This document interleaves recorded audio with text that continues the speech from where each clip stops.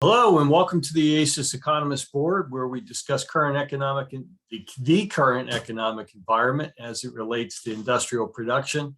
We've got a bunch of models. All of them are looking at about 18 to 20 economic indices themselves.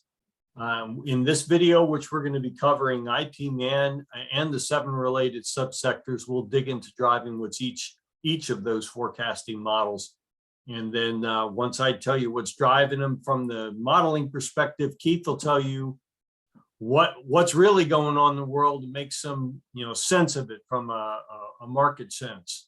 So I'm John Nelson with M&A, and I'm joined by Keith Prather of Armada. How you doing today, Keith? I'm doing fantastic. Yeah.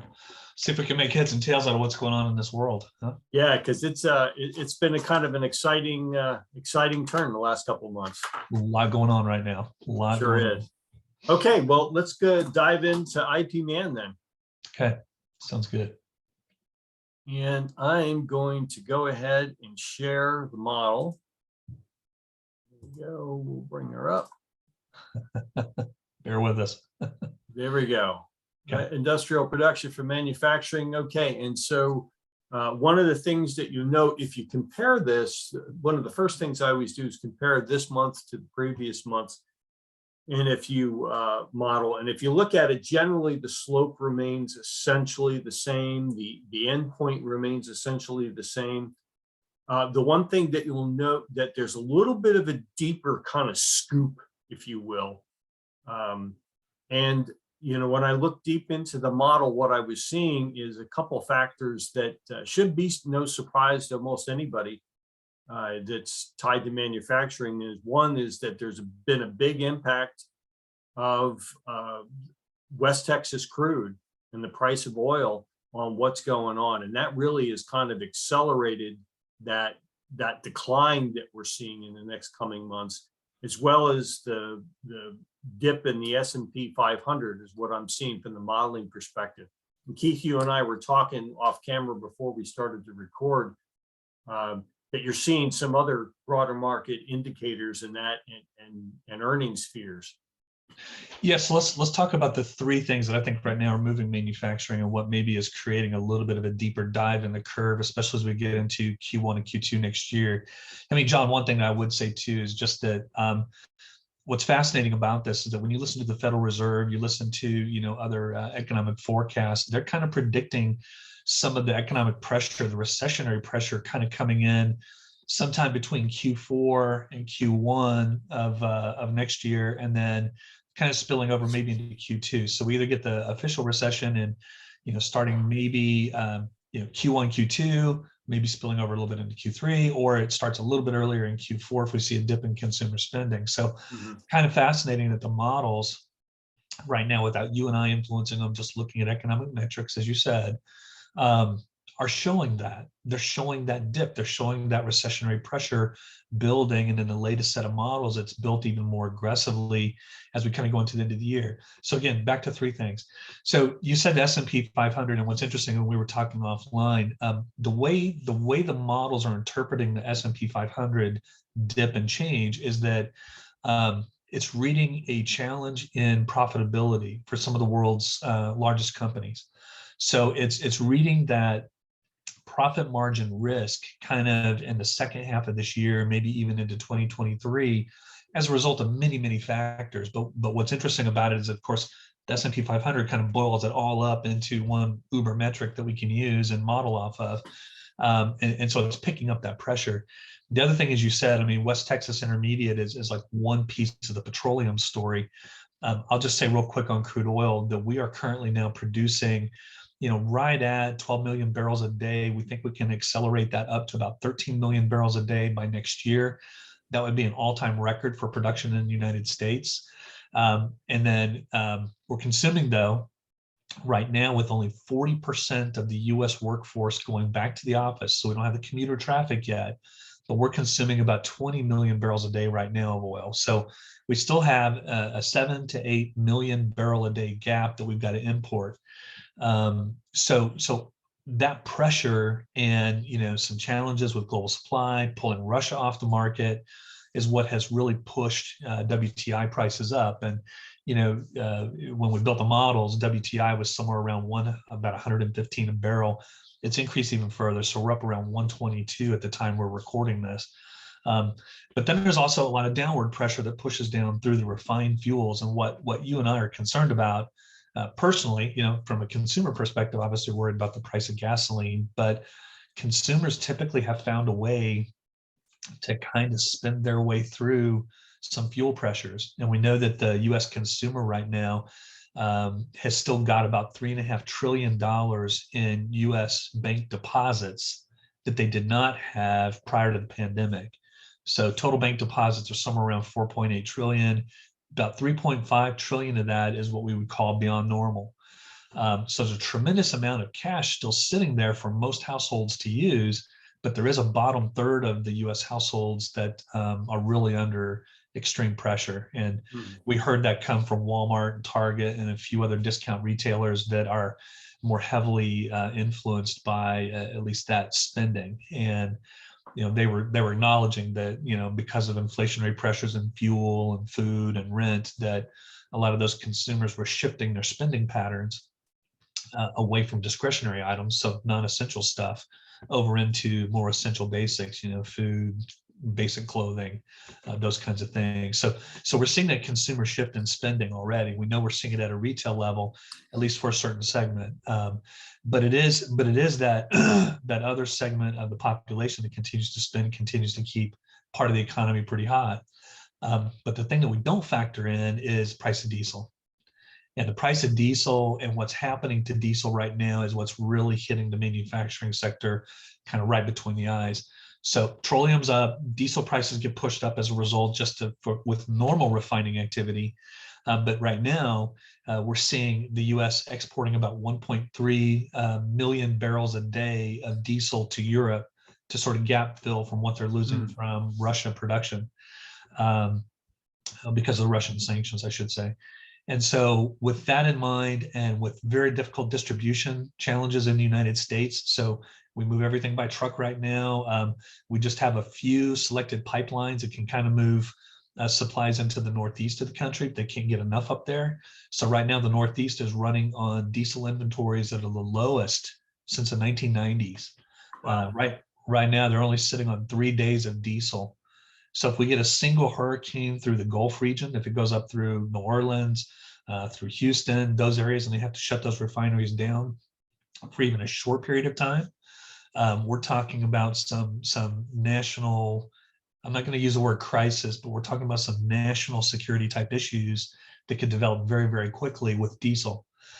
One diesel refinery fire, and right now diesel refineries, all refineries are running almost at full capacity, and they're running full tilt. And one example that I heard a refiner give me was, it's like taking your car out on the highway and being able to run it at full throttle. And the car can handle that for a short period of time, but when the RPMs are redlining constantly, eventually it's going to fail. And that's kind of what's happening with refineries.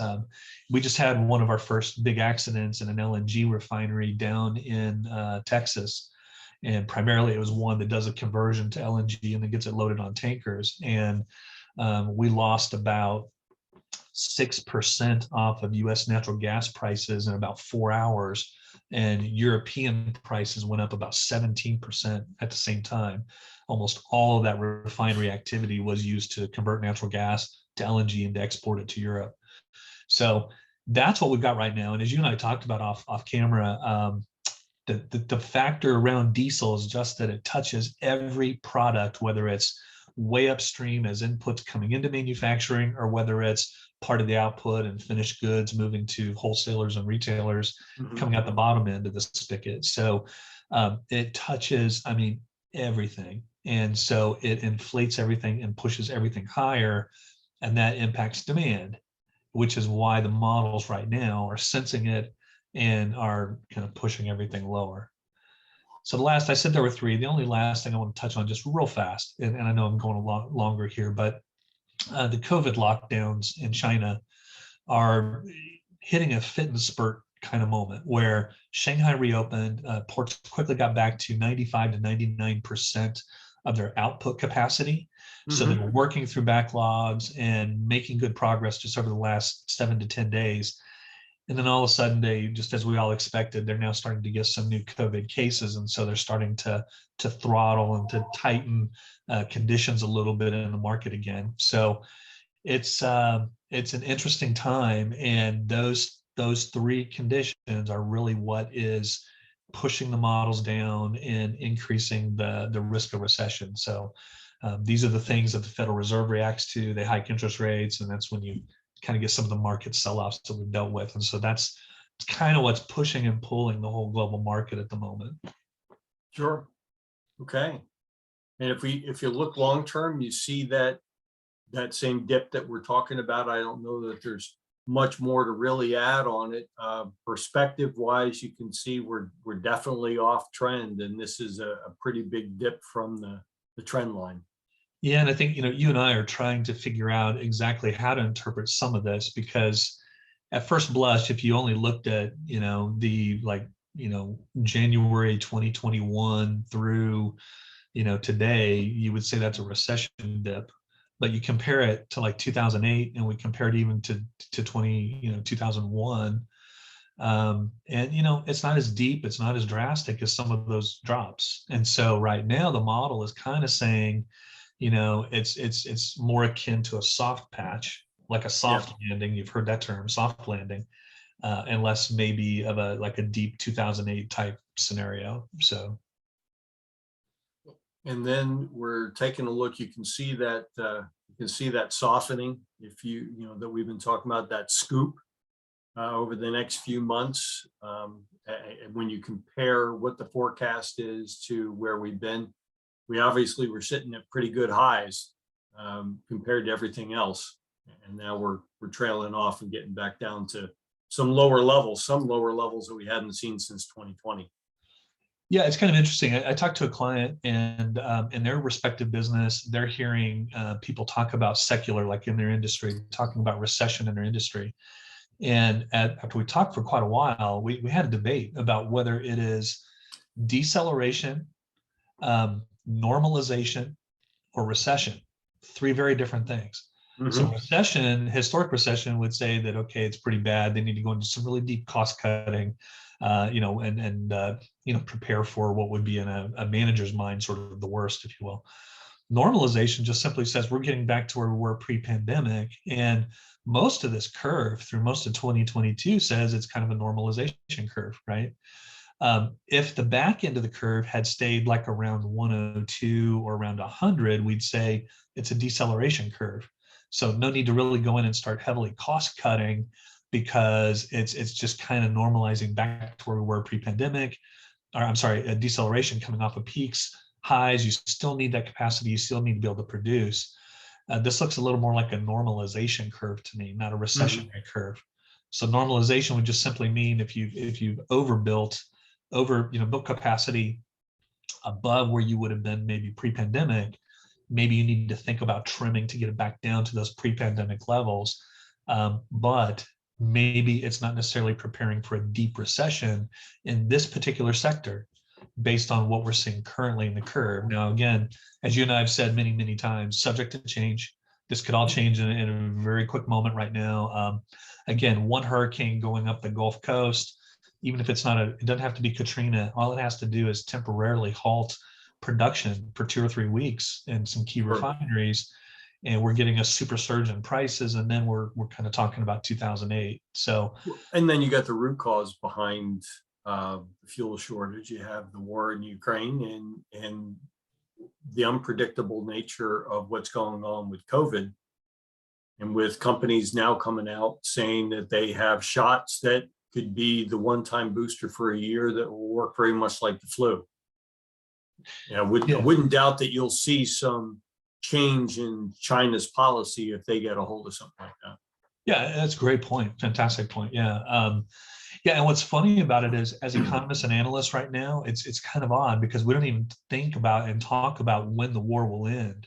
We're building in long-term projections that the sanctions hold for a long period of time. And, can the market adjust to this new normal that we may be in for a year or 2 or 3?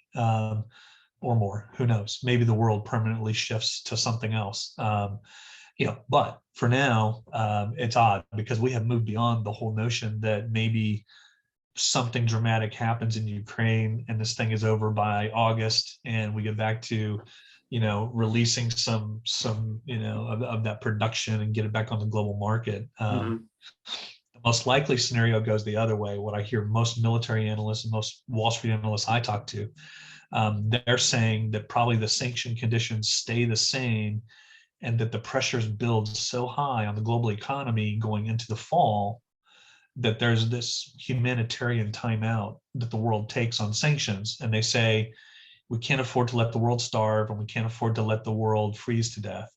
So we've got to do something to be able to ease that pressure. And so we're going to allow a certain percentage of Russian oil, food, whatever, hit the global market. And we'll do it in a very creative way so that we bridle them just a little bit with the funds that they're going to receive and the way they can spend those funds, but that we loosen it up. Now, whether Putin will play and say, okay, I'll take this momentary hiatus and we'll rebuild some of our economic coffer and some of our cash coffers or not is yet to be seen. But he's already said he would continue to keep pressure even if Europe decided it needed to do an about face. So I think most of us are building in the environment you have is the environment you're going to have. So how do we adjust to it from here and move on? So anyway, we'll see what happens. Again, you and I have come to the point where we trust the curves. The curves seem to be holding. They seem to be at least fairly accurate. The statistics that you run on the accuracy of the models at 3 and 6 month intervals are still very strong. Still in the mid to high 90s. So right now we don't have any other choice but to trust the models and say, okay, they see some challenges ahead. Again, I think the question is deceleration, normalization, or recession. And that's kind of where we are. And right now, you and I think as we talk and we look at the models, and others can judge for themselves if they go look at the other videos that we're about to do, but feels more normalization to me than anything else. So sorry we went a little bit longer this time than normal. This was a big topic and we're hitting an inflection point in the economy. So it's kind of a critical moment. Absolutely. All right. Well, that concludes our look at IP Man. I hope you join us for the rest of our looks at the individual sectors, which will round out your picture of what's going on in the manufacturing world. Very Thanks. Good. Thanks, everybody. Take care. Bye-bye.